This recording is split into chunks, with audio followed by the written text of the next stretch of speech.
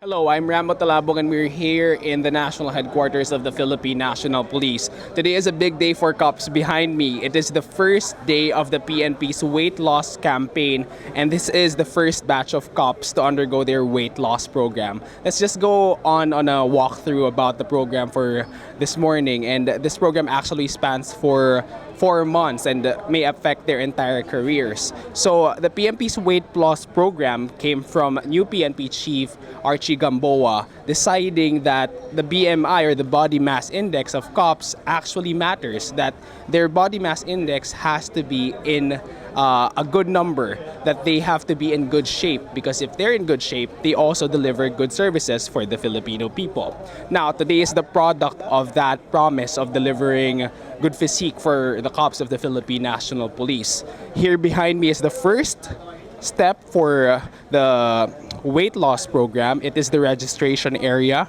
So for today, there are cops from the National Capital Region Police Office, and there are also cops from the Philippine National Police Headquarters, as in here inside Camp Crame. They are asking for information about their origins, where they're assigned, what their names are, their age, and what their recent assignments are. So let's take a closer look about what's happening here.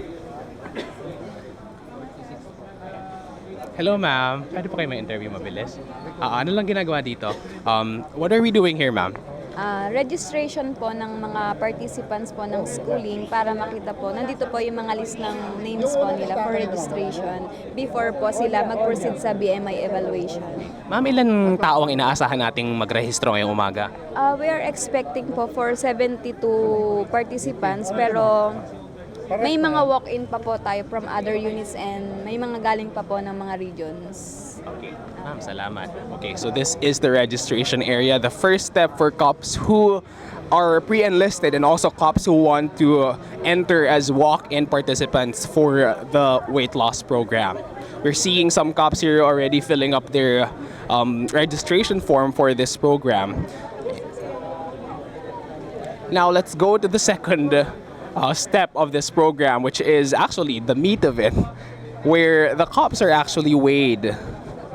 So we have weighing scales here, where cops are already falling in line for, and there are facilitators here in front to actually double check whether their weight is properly measured and properly registered in their papers.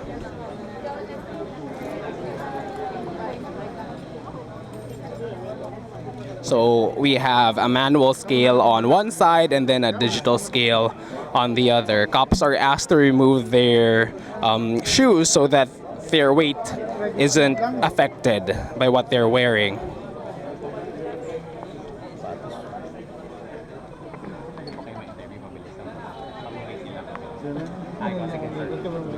Okay, so we have one cop here who's in line for getting his weight this morning. So, sir, what are you feeling right now? Ano nangyayari?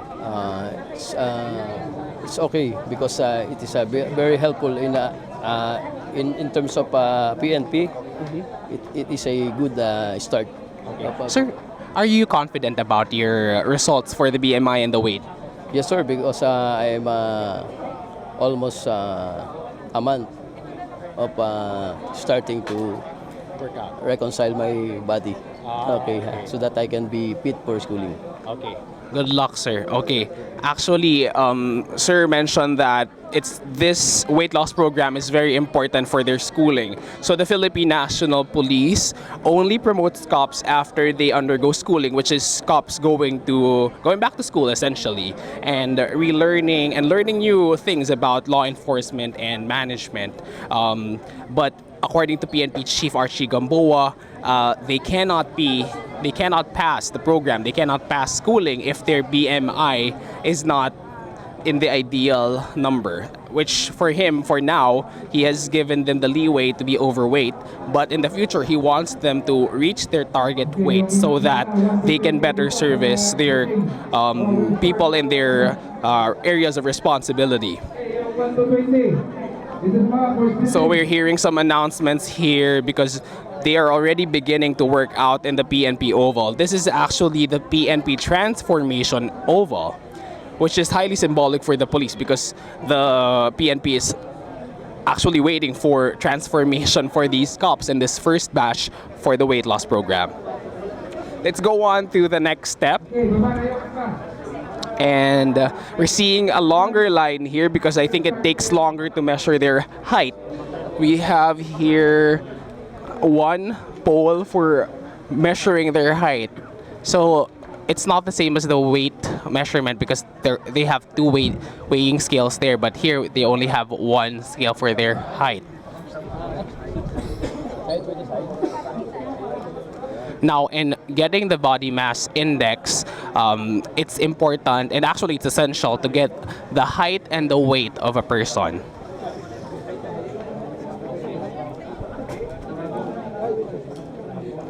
So in this step, cops are also asked to remove their shoes so that their height is not affected.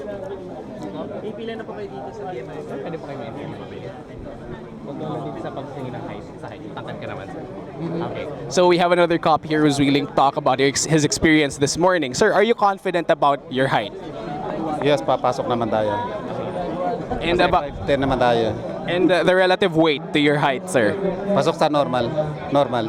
Normal. Yep. Yep. Okay. So we're wishing you good luck, sir. Thank you. Okay. So we have more lines here behind us. People are in line for the last step for the weight loss program before they go to the oval. So this is the validation area. After cops get their weight and their height, the cops here compute for their body mass index because it's not easily computed. It's not computable with just the height and the weight. There are variables too that are included.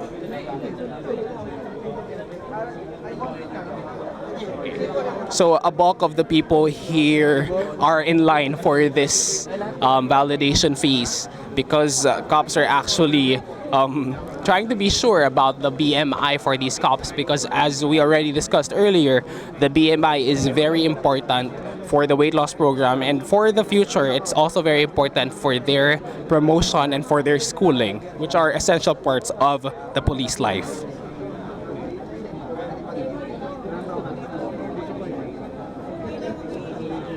So we see that cops here are using their cell phones as calculators to easier compute for the BMI of the cops here this morning.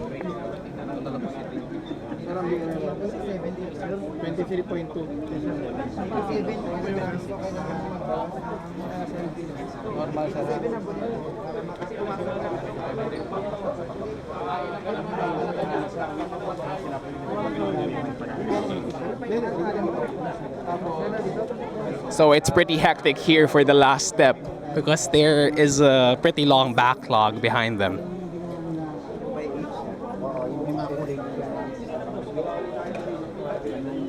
We're seeing here that there are already 82 participants this morning.